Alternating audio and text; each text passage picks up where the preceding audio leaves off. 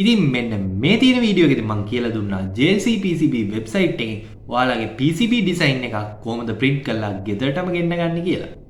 ඉතින් ඒ විදිහට මම දාපු PCB වලට අදාළ පැකේජ් එක මෙන්න මේ විදිහට තියෙනවා. ඉතින් අද අපි බලමු මේක අන්බොක්ස් කරලා PCB වල ක්වොලිටි එක මොන වගේද කියලා.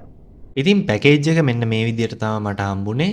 ඉතින් අපි මේක අන්බොක්ස් කරලා බලමු ඇතුලේ මොන වගේද තියෙන්නේ කියලා.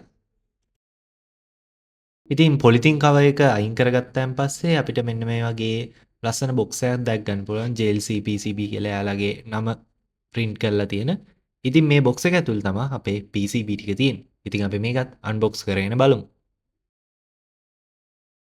ඉතින් බොක්ස් එක ඇතුලේ අපේ PCBs ටික ඩැමේජ් වෙන්න තියෙන බබල් රැප් වගේ දේවල් දාලා ගොඩක් සේෆ් විදියට තමයි එයාලා අපිට මේක එවලා තියෙන්නේ. ඉතින් මේ තියෙන්නේ මං ඕඩර් කරපු PCBs 5. ඒකත් සීල් පැකේජින් එක තමයි ඇවිල්ලා තියෙන්නේ.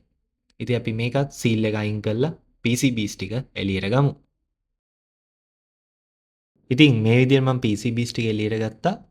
ඉතින් මේ PCB අතර ගත්තාම ගොඩක් හොඳ ක්වොලිටි එකක් මට නම් දැක් ගන්න පුළුවන් වුණා. ඉතින් මේ PCB සෙට් එක assemble කරන වීඩියෝ එකත් මම ඉස්සරහට අනිවාර්යෙන්ම අරන් එන්නම්.